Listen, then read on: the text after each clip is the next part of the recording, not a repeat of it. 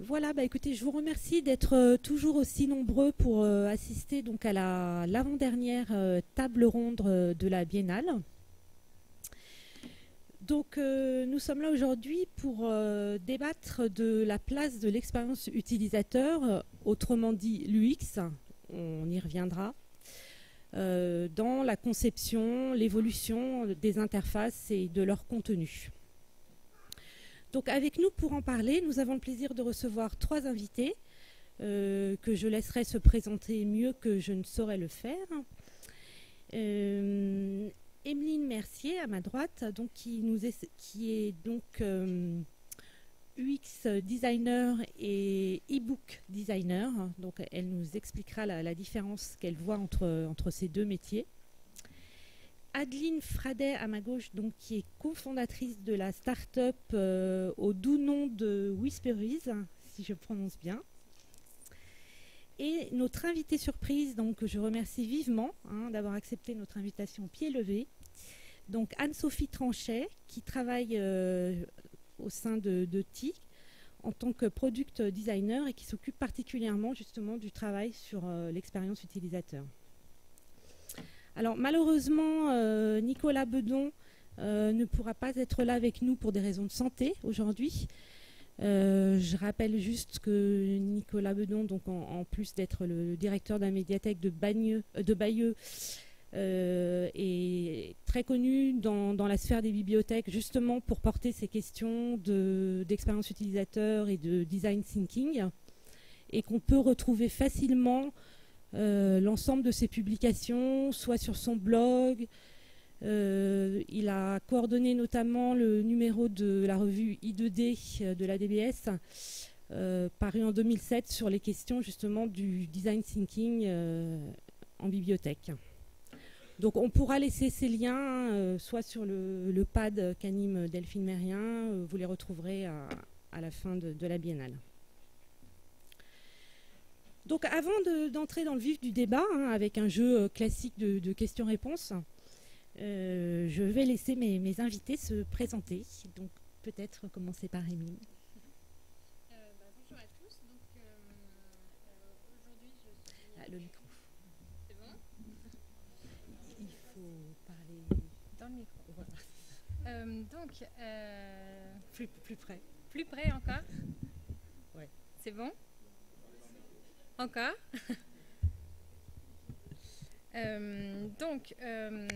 Aujourd'hui, je suis à la fois, en fait, j'ai un double profil, à la fois UX designer et à la fois e-book designer.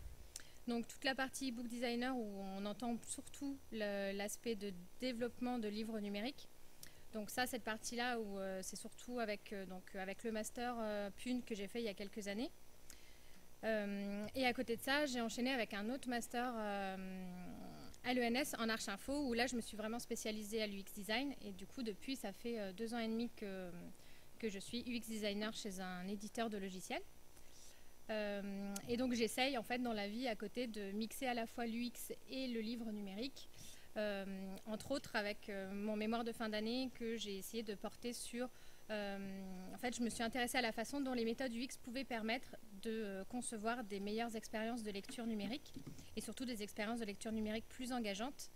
Avec ça, en fait, j'ai réalisé une enquête auprès de 1800 personnes où je me suis vraiment intéressée au cœur de leur expérience sur un livre numérique, et le but c'était vraiment de dégager des opportunités de conception. Et donc là, les chiffres seront bientôt sur mon site, justement. Donc, publié pour que tout le monde dans le milieu du livre numérique puisse s'en servir et bénéficier en fait de tous les apports de cette enquête. Merci. Adeline Fradet. Bonjour, donc moi je m'appelle Adeline Fradet, donc je suis fondatrice de Whisperies. Whisperies, c'est une bibliothèque de livres numériques animés et sonorisés pour enfants. Aujourd'hui, on a plus de 140 livres et chaque semaine, en fait, on publie un nouveau livre. Ça fonctionne à l'abonnement et on travaille du coup avec les familles, avec les bibliothèques et aussi avec les écoles. Parce que du coup, on a un peu 2 facettes chez Whisperies. On va avoir une première facette qui est tout notre catalogue de livres numériques pour enfants, et une seconde où on a créé un outil de conception de livres numériques animés donc qu'on met à la disposition de notre communauté d'auteurs et d'illustrateurs, mais aussi qu'on utilise dans le cadre d'animations d'ateliers en école ou en médiathèque pour faire créer aux enfants leurs propres livres numériques. Voilà. Bonjour, moi je m'appelle Anne-Sophie Tranchet, je travaille chez TI, c'est une start-up qui développe et qui commercialise... Pardon. C'est une start-up qui développe et qui commercialise une solution complète de vente et de lecture du livre numérique. Elle a été fondée par des industriels du monde du livre, comme De Citre ou Cultura, en 2011. Et moi, je suis arrivée en 2011 chez TI. J'étais la première employée avec les cofondateurs. À l'époque, j'étais développeuse.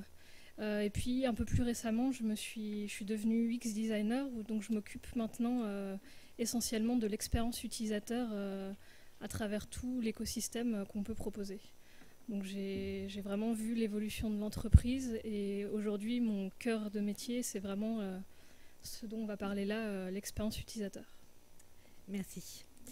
Alors c'est vrai qu'on s'est aperçu depuis hier que cette expression d'expérience utilisateur revient au cœur du débat. Donc à croire qu'elle occupe une place centrale dans la conception des plateformes. Du coup, moi, la première question que j'ai envie de vous poser, donc la question que tout le monde se pose, je pense, la première fois qu'il entend cette expression expérience utilisateur, mais qu'est-ce que c'est? Voilà. D'où vient l'expression et quand est-ce qu'en fait elle est apparue dans nos jargons professionnels? Parce que, à en croire le discours actuel des médias ou des services web, on a l'impression qu'on ne peut plus faire un pas maintenant sans qu'il nous soit proposé de vivre une extraordinaire expérience. Donc, je me demande si ça n'est pas en train de virer à une certaine obsession. Et sans interroger finalement les enjeux philosophiques et sociologiques de ce phénomène de mode qui pourrait être tout à fait passionnant, mais ce n'est pas le lieu. J'avais envie de me tourner vers vous, Emeline, qui est doublement diplômée du Master PUN de l'ENSIB et du Master Archinfo de l'ENS Lyon. Si vous voulez bien nous rappeler brièvement l'origine de ce concept, en gros qui nous vient des métiers du design et de la conception web. Oui, alors du coup en fait, donc l'UX on parle bien de user experience, donc en français on va parler de design d'expérience utilisateur. En fait cette notion-là, elle est en tant que telle, en tant que définie comme champ scientifique, elle est assez neuve. Globalement, c'est surtout au début dans les IHM, vraiment dans le champ scientifique des interfaces homme-machine, où dans les années 80, on a commencé à s'intéresser en fait à la façon dont un humain allait interagir avec un système. Et on a commencé en fait aussi à s'intéresser à la notion d'utilisabilité. Donc en gros, l'utilisabilité, ça va être le degré avec lequel un utilisateur va pouvoir interagir avec un système et le degré selon lequel ce système va lui permettre de réussir à faire des objectifs définis dans un contexte donné. Et donc cette notion d'utilisabilité, elle est reprise en fait dans une norme internationale pour la conception centrée utilisateur. Et cette conception centrée utilisateur, on va vraiment s'intéresser à inclure l'utilisateur dans la conception d'un système. Et concernant l'UX en tant que tel, c'est seulement à partir de 2010 en fait où on a révisé la norme internationale ISO de la conception centrée utilisateur pour intégrer la notion d'UX, d'expérience utilisateur, où là vraiment on va aller chercher en fait, c'est très connecté entre trois choses, entre un utilisateur, un système et un contexte. Et finalement, on va se rendre compte qu'un utilisateur, par ses prédispositions, par ses besoins, par ses attentes, par les freins qu'il va avoir, va utiliser un système d'une façon différente. Et ça va aussi dépendre du système en tant que tel. Quel système c'est, quelle est la complexité du système, quelles sont les fonctionnalités portées par le système. Et enfin, ça va dépendre du contexte dans lequel l'utilisateur va utiliser son système. Par exemple, pour un livre numérique, le fait de lire à la maison tranquillement dans son canapé et lire dans le métro, c'est pas du tout le même contexte. Et finalement, en termes d'UX, en termes d'expérience utilisateur, ça va changer beaucoup de choses. Voilà. D'accord, très bien. Est-ce qu'on peut attribuer la paternité de l'expression à quelqu'un, à un auteur? Alors, c'est Don Norman. Enfin, Don Norman a commencé à en parler en 95, où lui, il a commencé justement à parler de l'expérience d'un humain avec un système. dans les IHM. Après, voilà, c'est vrai qu'il y a eu, depuis les années 2000, on va dire, il y a eu beaucoup de chercheurs qui sont attelés à essayer de définir en fait le champ scientifique de l'UX. Donc il y a plusieurs définitions qui existent, dont, moi j'en ai noté une surtout que celle que je retiens le plus, c'est un chercheur qui s'appelle Asensal, et c'est seulement en 2006 en fait où il a vraiment fait cette relation entre l'état de l'utilisateur, l'état interne de l'utilisateur, les caractéristiques du système et le contexte d'utilisation. Alors, c'est vrai que, bon, voilà, on assiste vraiment à un engouement pour ce concept depuis ces dernières années. Donc, voilà, la question que je me pose, c'est pourquoi.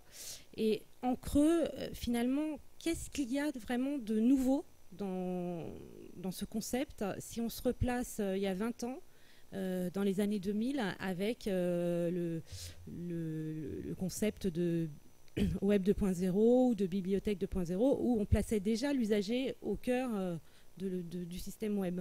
Donc, qu'est-ce qui est vraiment différent? Quel est l'apport? Donc, je ne sais pas si quelqu'un veut répondre.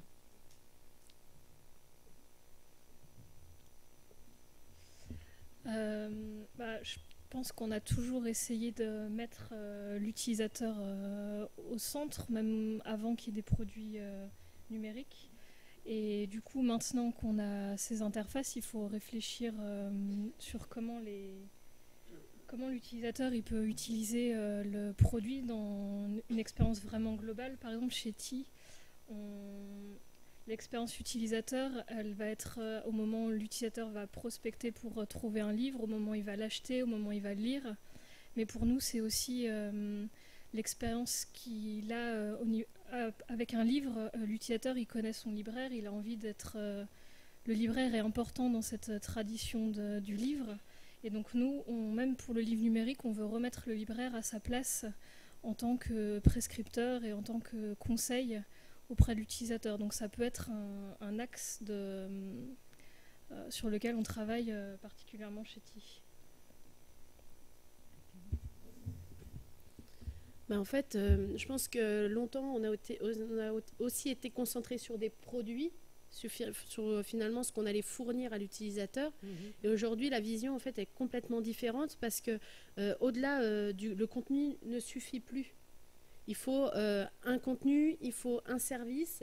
L'utilisateur, il a besoin de contenu de qualité, mais aussi de trouver son contenu rapidement, de l'avoir à disposition partout. Et c'est vraiment, une fois qu'on se centre sur l'utilisateur, on voit que le produit n'est pas la finalité. Et par exemple, sur des milieux qui ont pu, pendant plusieurs décennies, être centrés sur, par exemple, dans l'édition, ça va être énormément sur l'œuvre, et on intègre de nouvelles, des compléments qui sont vraiment l'utilisateur. Le produit ou une œuvre en elle-même ne suffit plus. En fait, je pense aussi que avec la notion de Web 2.0, il y a aussi toute cette notion où on parle vraiment d'économie de l'attention, où finalement il y a aussi un nouveau produit qui est l'attention de l'utilisateur, qui aujourd'hui vaut vraiment de l'or. Et finalement, là où ça va être intéressant d'utiliser l'UX, c'est que avec toute cette information, il faut aller le chercher, l'utilisateur. L'utilisateur, il a le choix et il n'hésitera pas justement à faire jouer la concurrence et à aller voir ailleurs parce qu'il a tous les choix qu'il veut. Et justement, il va falloir penser à la façon dont on va pouvoir retenir cet utilisateur et qu'est-ce qu'on va pouvoir lui proposer pour se démarquer de quelqu'un d'autre et justement pour l'accrocher en fait et pour pas qu'il aille voir ailleurs. Donc je pense que même après, avec la bibliothèque 2.0, il y a vraiment cette notion de... en fait, avant, on designait un produit, un logiciel, un système et c'était à l'utilisateur de s'adapter. Aujourd'hui, il y a vraiment un changement où finalement, c'est au système de s'adapter à ses utilisateurs s'il veut pouvoir garder et fidéliser ses utilisateurs. Donc, il y a vraiment, en fait, on va passer d'une notion de je crois savoir ce dont mes utilisateurs ont besoin ou le chef de projet ou la personne qui paye sait ce qu'elle veut faire, à de l'autre côté, je sais exactement de quoi ont besoin mes utilisateurs parce que j'ai été les voir. D'accord, ouais, donc un réel renversement de l'approche. Et concrètement, alors quand on est développeur de livres numériques ou concepteur d'interface, Est-ce que vous pouvez nous dire comment on fait pour proposer une expérience réussie, positive à ses usagers? Est-ce qu'il y a des méthodes, des outils, des règles de bonne conduite? Peut-être. Oui, alors en fait, il y a l'UX en tant que tel, l'expérience utilisateur, c'est vraiment un champ scientifique. Il y a beaucoup de chercheurs qui travaillent sur le sujet, qui essayent de définir des méthodes, qui vont tester les méthodes des autres et qui vont aussi essayer d'appliquer d'autres méthodes. Par exemple, il y a beaucoup de méthodes qui viennent de la psychologie, qui vont essayer de les adapter, de les comprendre, de les adapter et de les valider aussi pour l'expérience utilisateur. Donc en fait, il y a vraiment toute une aide au travail avec ces méthodes pour permettre en fait de savoir comment aller voir ses utilisateurs, comment les connaître, comment les comprendre, quel type de livrable finalement il faut pouvoir fournir, quel type d'informations. Et il y a effectivement, il y a vraiment un process en fait en expérience utilisateur quand on est, en tout cas en tant que designer, un UX designer, il y a vraiment un process à respecter. Et c'est justement de se reposer sur ces méthodes scientifiques qui va permettre en fait d'éviter les biais par exemple, ou d'éviter de développer quelque chose selon nos présupposés plutôt que selon les vrais besoins des utilisateurs. Peut-être, Sophie, vous pourriez nous dire un petit peu, vous, comment vous procédez chez TI? Ouais, moi j'ai vraiment vu un changement quand on a dédié une personne à ce rôle-là de penser à l'utilisateur et pas penser pour l'utilisateur. Donc pendant un processus, quand on veut mettre en place une nouvelle fonctionnalité ou une nouvelle idée, tout au long du processus, je vais apporter différentes méthodes qui ont des fins différentes. Par exemple, quand on va prototyper une idée, on peut commencer à faire des tests utilisateurs pour voir concrètement comment est-ce qu'un utilisateur il réagit aux interfaces qu'on a pu créer. Et là, on va avoir plein de retours intéressants qui vont nous montrer est-ce que c'est la bonne direction, qu'est-ce qui est bien compris, qu'est-ce qui est mal compris, et sur lesquels on va pouvoir itérer pour proposer quelque chose de plus pertinent. Et chaque étape du processus, finalement, elle a ces méthodes UX qui sont adaptées et qui vont permettre d'avancer dans la bonne direction en toujours se posant la question de est-ce qu'on fait ça dans l'intérêt de l'utilisateur ou est-ce qu'on fait ça parce que, comme Emeline l'a dit, le client, celui qui paye, pense que c'est intéressant ou parce que le développeur, il pense que c'est plus rapide à coder. Ayant été développeuse, je sais de quoi je parle et donc je vois qu'il y a vraiment une prise de recul qu'il n'est pas possible de faire quand on a plusieurs casquettes et d'avoir une personne, ou plusieurs, mais d'avoir vraiment de penser à ça de manière dédiée, ça change vraiment les choses sur la conception. Mais du coup, s'il y a des expériences réussies, j'imagine qu'il y en a aussi un certain nombre de ratés. Est-ce qu'on peut mesurer, comment est-ce qu'on peut mesurer le degré de réussite ou d'échec d'un... Ça dépend de la question qu'on se pose. Je cherche un exemple concret, mais par exemple, ces derniers mois, on a beaucoup travaillé sur la box e-book. Donc c'est un produit sur lequel l'idée c'est d'offrir 6 mois de livre numérique pendant... Tous les mois, l'utilisateur reçoit un livre numérique pendant 6 mois. Et on avait beaucoup au début axé notre travail sur la découverte, la surprise, parce qu'on sait que les utilisateurs, pas tous les lecteurs, mais il y a un ensemble de lecteurs qui aiment lire, ils aiment bien découvrir des nouveaux genres, des nouveaux styles. Donc on avait beaucoup axé nos interfaces sur cette notion de découverte et de surprise. Et les tests utilisateurs nous ont permis de nous rendre compte qu'il y avait un réel besoin de réassurance. Donc pour nous, ce n'était pas du tout un échec ce qu'on avait fait, mais on a réfléchi à des manières concrètes de rassurer l'utilisateur en proposant des interfaces, par exemple, pouvoir échanger un livre s'il ne nous a pas plu, pouvoir choisir un profil qui nous permettrait de dire que je suis plutôt thriller enquête ou thriller polar. Donc il y a la notion d'échec, en fait, c'est pas forcément un échec cuisant. On peut juste se dire, ah effectivement, là, on n'avait pas pensé à cette chose-là, les utilisateurs nous le rappellent. C'est à nous d'adapter notre produit à cette problématique qui nous a été remontée. C'est un processus constant en fait. Ouais, c'est vraiment itératif. Ouais. Après, il y a peut-être des cas où tout est à jeter. Et vous, Adeline, est-ce que vous avez des expériences qui auraient mal tourné ou... Oui. Oui, parce que alors, donc, moi, je ne suis pas UX designer, mais bon, je travaille du coup avec un UX designer pour Whisperise. Et on a suivi aussi des méthodes de l'UX design. Et finalement, c'est vrai que finalement, le concept, à mon niveau, parce que je ne suis pas aussi calée que mes collègues ici, c'est tout simplement connaître ses utilisateurs. Et finalement, pour connaître ces utilisateurs, il faut aller à leur rencontre, il faut faire des tables rondes, il faut leur faire des questionnaires, leur demander, être vraiment au contact, au plus proche de leur utilisation. Nous, ce qui marche très bien, c'est par exemple, quand on travaille sur une nouvelle version de l'application, c'est de la mettre à disposition de personnes qui ne connaissent pas du tout ce qu'on fait et voir comment ils manipulent, comment ils vont chercher l'information. Moi, j'aime beaucoup tout ce qui est très concret en fait comme test, parce que c'est vrai que pour monter, on a beaucoup travaillé aussi sur les personas, sur des choses qu'on a pu mettre en place. Et c'est vrai que ce n'est que mon avis, c'est des méthodes aussi qui ont leurs limites, parce que en effet, si on n'a pas une personne qui s'occupe que de ça, le manque de recul fait que les personas ils rentrent super bien dans les cases où on a envie de les faire rentrer. Oui, et on se rend compte qu'après, quand on les rencontre en vrai, ces personas, finalement, ils ne sont pas aussi malléables que ce qu'on aimerait, finalement, parce que ça nous arrangerait bien en termes de développement, que ça se passe d'une manière ou d'une autre.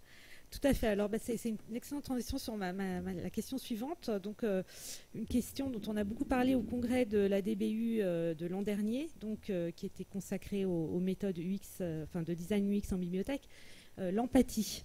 Donc, comment on fait pour se mettre à la place d'un lecteur de livres numériques ? Est-ce que c'est vraiment possible, en fait, sachant qu'il y a des milliers de profils possibles et de navigation ? Un des conférenciers résumait le défi avec un certain humour en disant « A user is not a librarian ». Et à vrai dire, c'est vrai de toutes les professions. Donc qu'est-ce que vous en pensez ? Est-ce que vous croyez vraiment qu'on peut être à la place de l'autre ? Moi, je voudrais juste du coup compléter. Finalement, moi je pense que c'est très difficile de se mettre à la place des utilisateurs. C'est très difficile aussi de se dire, de tirer une généralité. Et nous, de ces expériences-là, on en a tiré quelque chose de très important chez Whisperies. C'est que nous, ce qu'on veut, c'est offrir à un maximum d'enfants la possibilité d'aller découvrir des univers très différents. Je ne sais pas si j'ai dit tout à l'heure, on travaille avec plus de 1500 auteurs-illustrateurs sur notre plateforme. Donc, ce qui nous permet vraiment d'avoir des univers graphiques, des univers animés, des univers vraiment d'histoires très différents.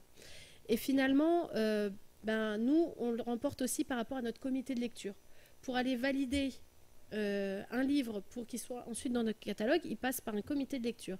À partir du moment où on s'est dit, le comité de lecture sera composé de ces 6 personnes-là, on s'est dit, finalement, on respecte l'avis de ces personnes-là, mais on n'est pas du tout représentatif de l'ensemble de nos utilisateurs. Okay. Là où, justement, nous, ce qu'on veut, c'est aller développer, aiguiser la curiosité des enfants en leur montrant des choses différentes.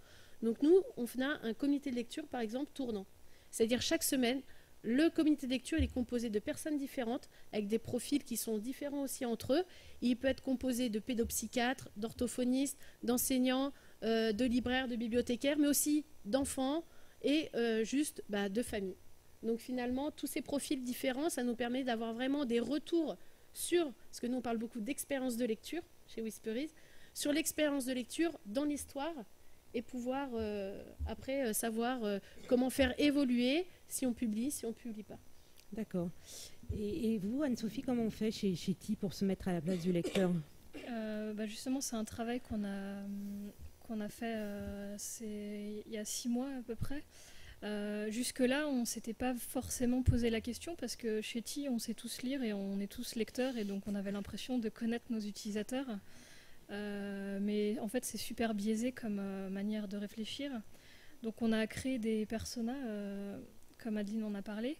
Donc l'idée, c'est vraiment d'avoir des entretiens très qualitatifs et pas seulement quantitatifs avec nos utilisateurs pour comprendre leur motivation, leur comportement, pourquoi ils font les choses Et à partir du moment où on a vraiment cette notion de motivation, c'est beaucoup plus simple d'être empathique et de comprendre nos utilisateurs. Je prends un exemple, chez Ti, on est pas mal en tant que personne à lire sur une liseuse numérique et à pas forcément comprendre les lecteurs qui vont lire exclusivement sur téléphone, parce que à notre sens, c'est une expérience dégradée, mais tout simplement, on n'a pas les mêmes motivations. Il y a des gens qui se rapprochent du livre numérique pour le prix, d'autres pour la portabilité, d'autres parce qu'ils sont isolés sur une île ou à la campagne et qui peuvent acheter n'importe où. Enfin, il y a vraiment des motivations différentes, et d'aller vraiment au bout des choses et de comprendre pourquoi les utilisateurs agissent comme ils font. Ça nous aide à être empathique dans les interfaces qu'on va concevoir derrière. Et concrètement, comment on fait pour identifier les lecteurs de votre plateforme ?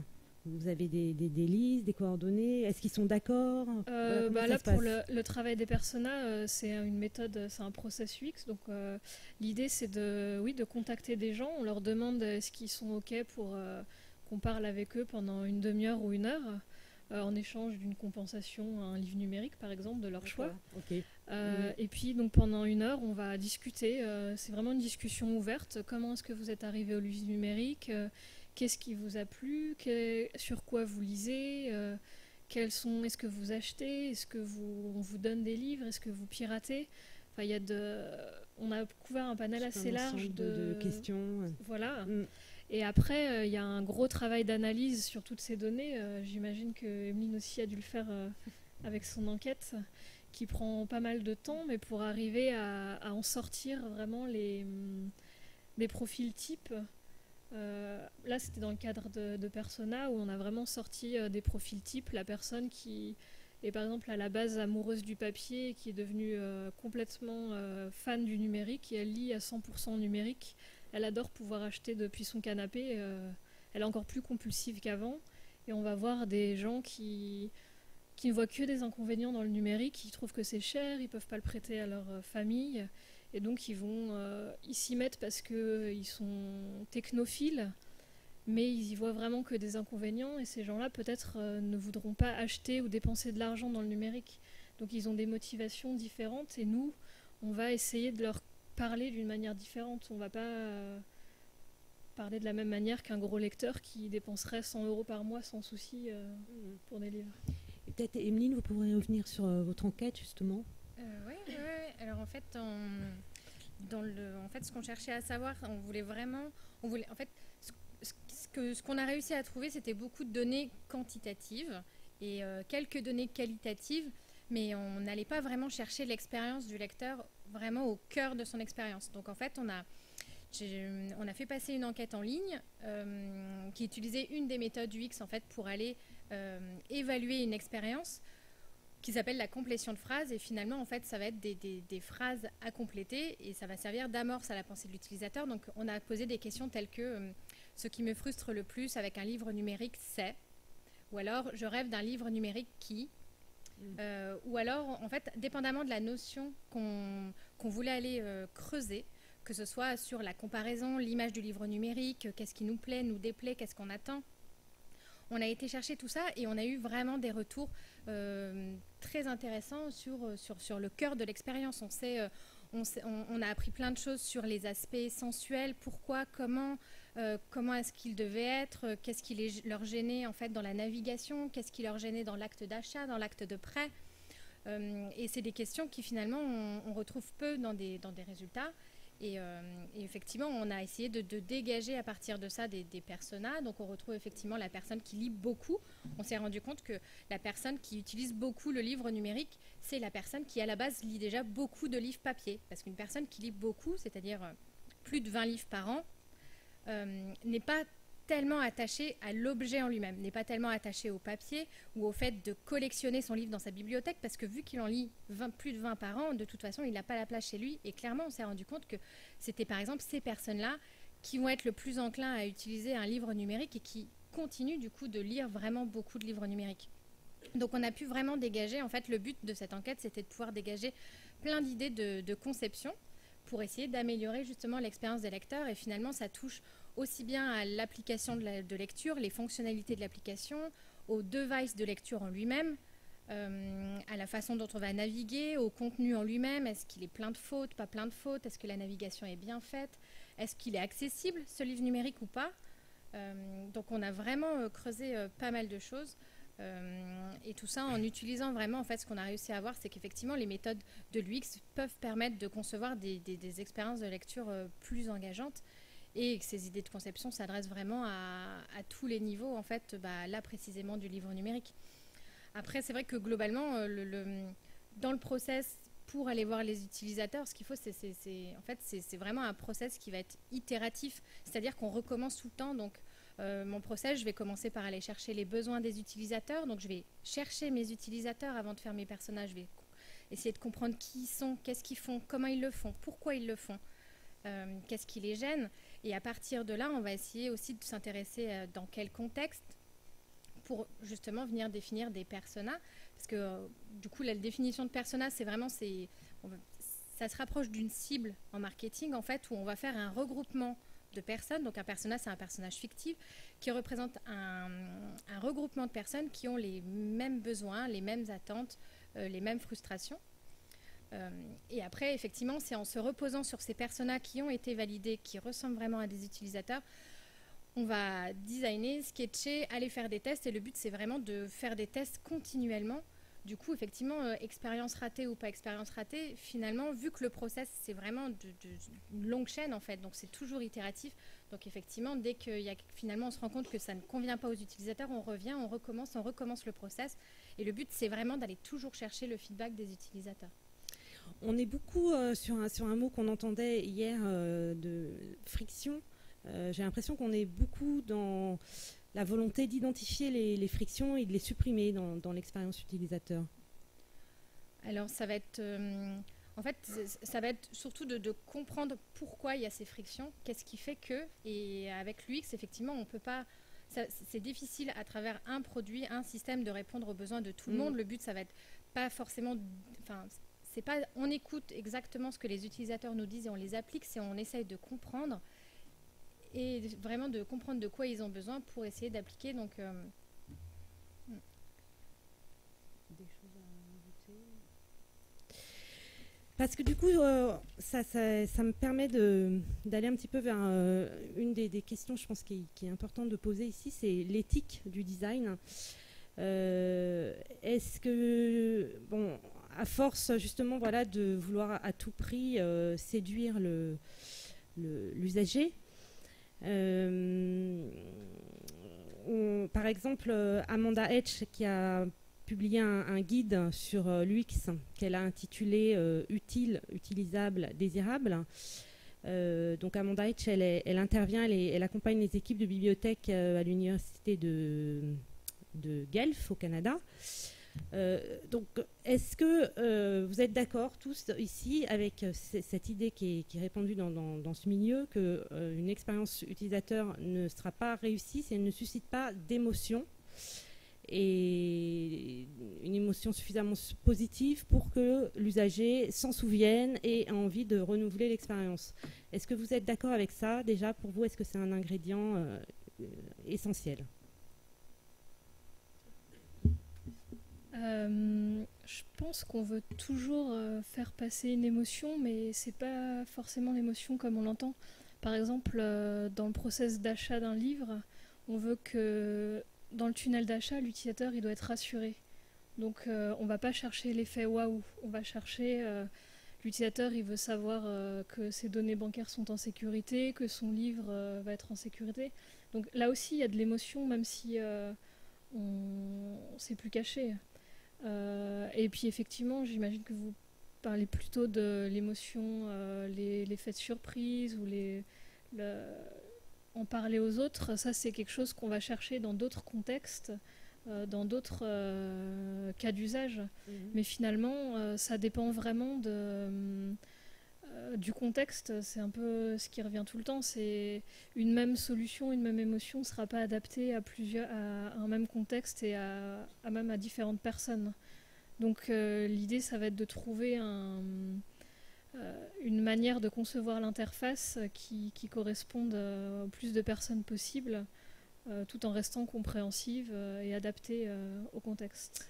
En fait, je pensais plutôt, d'une certaine façon, à l'intégrité de l'information. Est-ce que, à force de pousser l'accès à l'information sur le versant psychologique, de séduction, est-ce qu'il n'y a pas un risque de dérapage et en creux, est-ce que du coup un portail qui proposerait des contenus de qualité serait condamné à disparaître parce qu'il n'a pas suffisamment glamour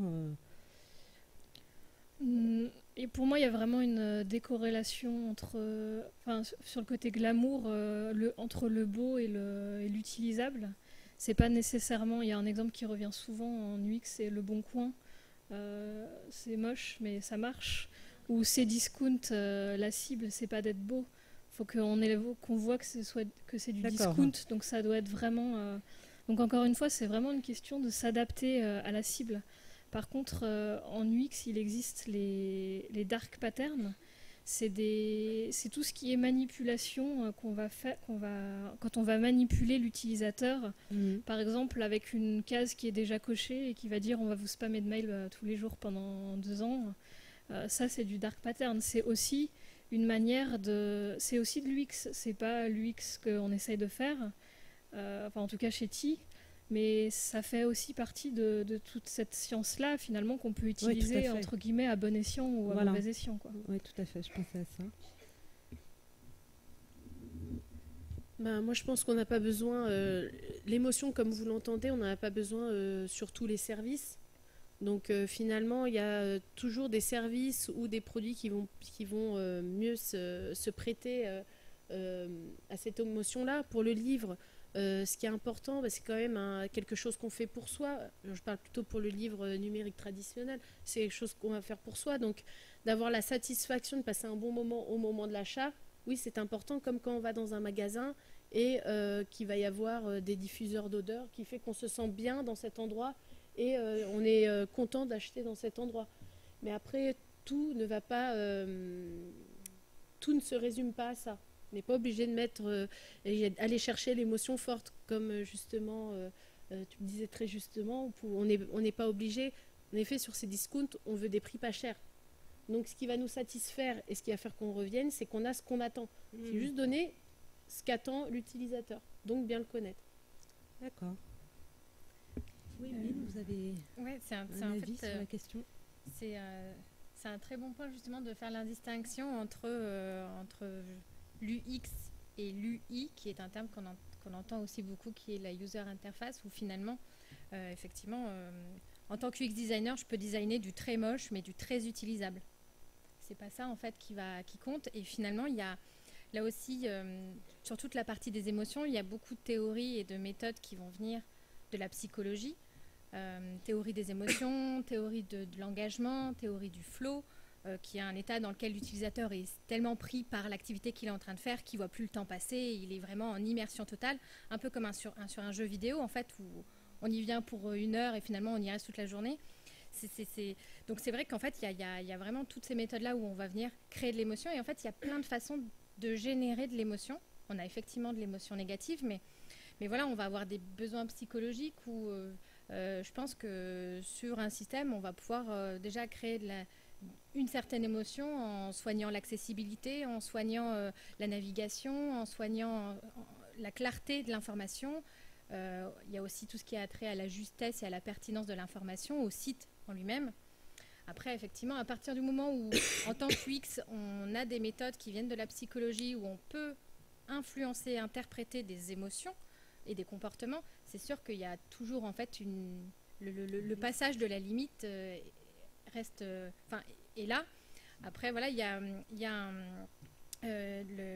l'association des professionnels en expérience utilisateur qui a défini en fait une charte de l'UX designer pour faire du design éthique, qui va reprendre plusieurs points comme le fait d'agir dans l'intérêt de tous et surtout, et des utilisateurs, d'être honnête, etc. Donc après, oui, à partir du moment, je pense, où on sait comment créer de l'émotion et on sait comment l'interpréter aussi, c'est sûr qu'il y a toujours en fait cette limite en fait qu'on peut ou pas dépasser. Après, c'est à l'UX designer d'être éthique, de faire du design éthique et ouais. Très bien, écoutez, je vous remercie à toutes les trois. Et puis, je vais laisser la parole à la salle, si vous avez des questions.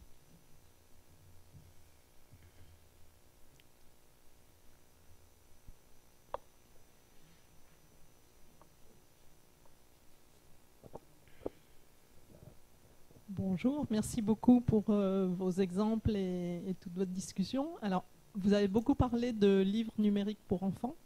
Et justement, est-ce que ça ne pose pas un problème un peu spécifique, puisqu'il y a une double expérience utilisateur? Il y a celle des parents que vous évoquiez sur que vont devenir mes données bancaires. Voilà. Et puis, il y a l'expérience de l'enfant qui est à tout un autre niveau, qui est vraiment le plaisir de découvrir, de lire. Donc ma question, c'est comment, quand on fait du UX design, on prend en compte cette double expérience quand il s'agit de l'enfant, justement. Après, chez nous, en effet, on fonctionne, on va dire, en entonnoir. C'est-à-dire qu'on n'a jamais accès à l'enfant en premier. C'est-à-dire que celui qui va décider si l'enfant aura accès à la ressource ou pas, c'est le parent. Donc à partir de ce moment-là, nous, on va déjà communiquer avec les parents. Et où on va travailler, c'est surtout sur l'UX, on ne va pas travailler une émotion incroyable, parce que c'est plutôt le sentiment de confiance. On va leur expliquer comment sont créés les livres, quelles sont, nous, nos valeurs, notre ambition pour les enfants, les rassurer aussi, en effet, sur tous les éléments de réassurance qu'on peut trouver sur les sites, que c'est sans engagement, qu'ils peuvent arrêter quand ils veulent. Et finalement, c'est beaucoup de discussions avec le parent sur le service, parce que nous, généralement, les parents qui veulent chez nous, donc c'est très drôle parce que, en fait, nos utilisateurs, nos abonnés, en fait, sont de très gros lecteurs. Et au début, on nous a dit livres numériques pour enfants, des animations, du son. Il y a aussi cette histoire d'écran et d'enfants. Et du coup, on nous a dit qui vont être vos utilisateurs. Nos utilisateurs, en effet, sont d'abord des parents qui souscrivent parce qu'eux sont de gros lecteurs. Et finalement, ce qu'ils veulent, c'est d'avoir aussi dans leur poche 150 livres à disposition pour chez le médecin, dans la voiture, pouvoir lire des livres et partager des moments de lecture avec leurs enfants. Donc finalement, nous, pareil, on est tous parents. Donc nos premiers bêta-testeurs, ce sont nos enfants sur les contenus. Et en tout cas, c'est d'abord une relation de confiance, voilà, entre parents pour toute la partie parents. Après, comme je disais tout à l'heure, nous on travaille beaucoup sur l'expérience de lecture. L'expérience de lecture, ça, c'est le domaine des enfants. Et finalement, nous, notre but, c'est vraiment de leur faire découvrir le livre et les histoires d'une autre manière, en les faisant vraiment plonger au cœur d'une histoire. Et ce qui est formidable avec le livre numérique, c'est qu'il a des atouts propres qui lui sont intrinsèques. C'est vraiment le fait d'avoir des animations immersives, de l'ambiance sonore, des choses comme ça, qui racontent une même histoire finalement sur papier et sur numérique de deux façons différentes. Et c'est pour ça que là, vraiment, on a tout un panel d'expériences de lecture qu'on peut proposer aux enfants avec des expériences, qu'elles soient papier ou numérique. Donc, le côté service, partout, tout le temps, pratique, avec des contenus différenciés, avec de quoi aiguiser la curiosité des enfants, c'est pour les parents. Et vraiment, tous les contenus, après, c'est vraiment centré sur l'enfant et lui, ce qu'il va en faire. Je me permets de rebondir sur la question parce que chez TI, donc, on a sorti la box e-book. On a une box qui est roman ado. Donc on a vraiment aussi cette double utilisateur. La box roman ado, c'est dans l'idée, c'est pour redonner le goût de la lecture à des adolescents parce que tous ces parents gros lecteurs, ils ont envie d'offrir des livres numériques à leurs enfants ou leurs ados.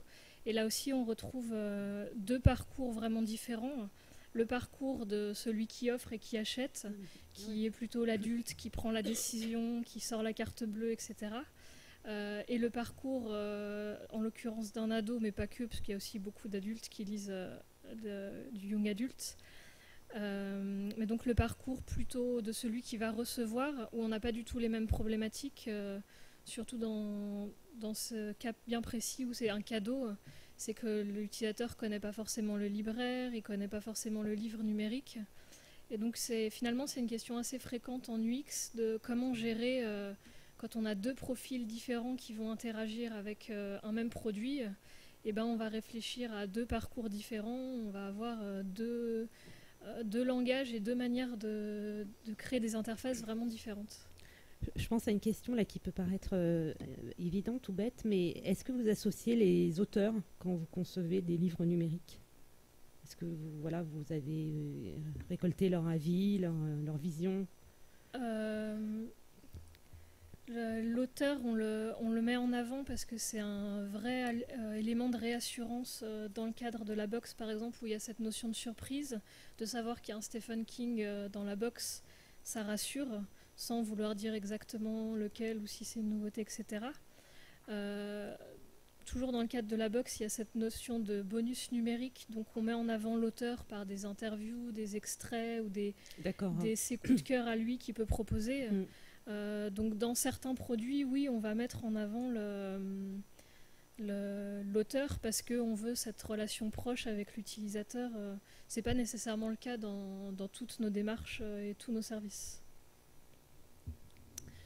Une autre question peut-être? Bien. Ah oui, question devant. Question plus générale pour les bibliothèques. Et je me pose la question s'il n'y a pas des tensions qui peuvent se développer entre l'idée de répondre au paradigme de l'UX, donc le fait d'être bien dans une interface, d'avoir de l'empathie avec l'utilisateur, et puis le fait de continuer pour les bibliothèques à avoir des outils rigoureux, pointus, sur lesquels il faut interroger par des champs, pour avoir la fiabilité, la précision de la réponse. Comment vivre cette tension entre UX et rigueur? Tout à fait. Alors malheureusement, Nicolas, qui est vraiment spécialiste bibliothèque, n'est pas là pour répondre, mais peut-être que vous avez des idées. Je pense qu'à partir du moment, je ne vais pas prendre le cas général des bibliothèques, mais à partir du moment où on va faire de l'UX pour un produit qui va être plus technique, qui va s'adresser à des pros aussi également, c'est sûr qu'on va changer cette approche. Et effectivement, dans la façon de designer, encore une fois, on ne cherche pas forcément à faire du beau, on va chercher à faire de l'utilisable. De quelle façon on va pouvoir permettre à l'utilisateur de chercher le plus rapidement le livre qu'il est en train de rechercher, quels sont les critères qui sont importants pour lui, quels sont les critères qui sont les plus recherchés. Est-ce qu'il va d'abord utiliser le nom du livre ou est-ce que finalement il va faire une recherche par auteur? Et en fait, il y a plein de choses qu'on va pouvoir aller chercher pour justement essayer d'améliorer une interface qui doit rester rigoureuse, qui doit avoir un certain nombre d'informations. Mais effectivement, on va aller chercher vraiment l'utilisateur pour savoir qu'est-ce qu'il a besoin de faire. Et encore une fois, effectivement, on ne va pas seulement faire du beau, c'est vraiment de chercher l'utilisabilité, comment on lui permet de faire son action de façon la plus simple, la façon la plus rapide aussi, parfois. On va vraiment essayer d'aller chercher de façon plus technique les besoins des utilisateurs. Après, ça ne change rien entre le fait que ce soit un livre numérique ou une application. C'est sûr que sur un logiciel qui va être très technique, on va moins aller jouer sur les aspects ludiques, parce que finalement, c'est pas ce qu'on va vouloir chercher à créer auprès des utilisateurs. Peut-être trouver un juste équilibre entre une exigence scientifique qui peut être un peu ardue et une forme de paresse chez l'usager qui voudrait avoir tout de suite. C'est peut-être ce point-là qu'il faut trouver. Paresse, je ne sais pas, mais effectivement, oui, d'essayer de lui simplifier en fait le workflow de comment est-ce qu'il... De la même façon qu'un utilisateur va acheter des chaussures sur Internet, comment est-ce qu'on lui simplifie? Il y a le cas d'Amazon qui est très bon en fait, où finalement on n'a pas besoin de chercher un produit qu'il est déjà là sur la page et on peut déjà le mettre dans son panier qu'il est déjà chez nous demain en fait. Ils ont vraiment rétréci leurs canaux, donc effectivement c'est vraiment simplifié. Et en fait c'est d'aller voir les utilisateurs de quoi ils ont besoin, s'ils ont besoin de simplification, s'ils ont besoin de rapidité. Mais ça n'enlève rien à l'aspect technique d'un logiciel, d'un système. Vous restez confiante. Ouais. Merci.